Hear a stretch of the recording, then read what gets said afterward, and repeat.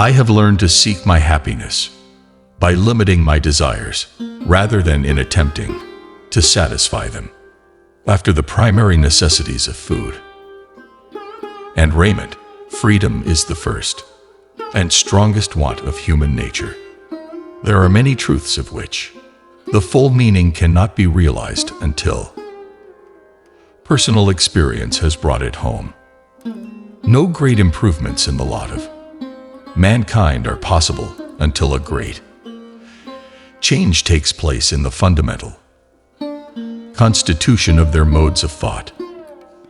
Truth gains more even by the errors of one who, with due study and preparation, thinks for himself, than by the true opinions of those who only hold them because they do not suffer themselves to think. The despotism of custom is everywhere, the standing hindrance to human advancement. The human faculties of perception, judgment, discriminative feeling, mental activity, and even moral preference are exercised only in making a choice.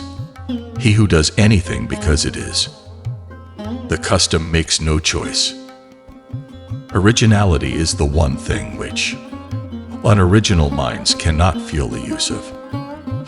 The fatal tendency of mankind to leave off thinking about a thing when it is no longer doubtful is the cause of half their errors. The only way in which a human being can make some approach to knowing the whole of a subject is by hearing what can be said about it by persons of every variety of opinion and studying all modes in which it can be looked at by every character of mind.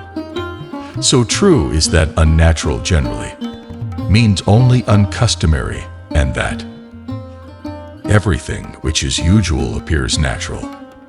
No one can be a great thinker who does not recognize that, as a thinker, it is his first duty to follow his intellect to whatever conclusions it may lead.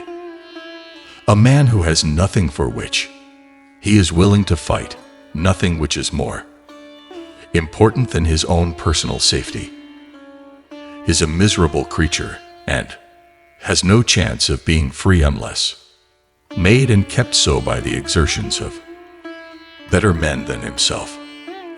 If all mankind minus one were of one opinion, mankind would be no more justified in silencing that one person than he, if he had the power, would be justified in silencing mankind.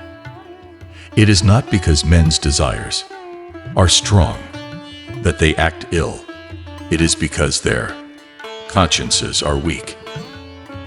There are no means of finding what either one person or many can do, but by trying, and no means by which anyone else can discover for them what it is for their happiness to do or leave undone. That so few now dare to be eccentric marks the chief danger of the time.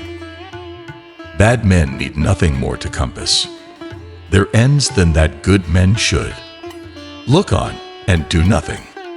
It's hardly possible to overstate the value, in the present state of human improvement, of placing human beings in contact with other persons dissimilar to themselves, and with modes of thought and action unlike those with which they are familiar.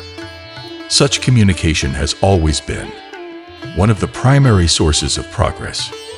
A person whose desires and impulses are his own, are the expression of his own nature, as it has been developed and modified by his own culture, is said to have a character. One whose desires and impulses are not his own has no character, no more than a steam engine has character. A person may cause evil to others not only by his actions but by his inaction, and in either case he is justly accountable to them for the injury. No wise man ever acquired his wisdom in any mode but this, nor is it in the nature of human intellect to become wise in any other manner.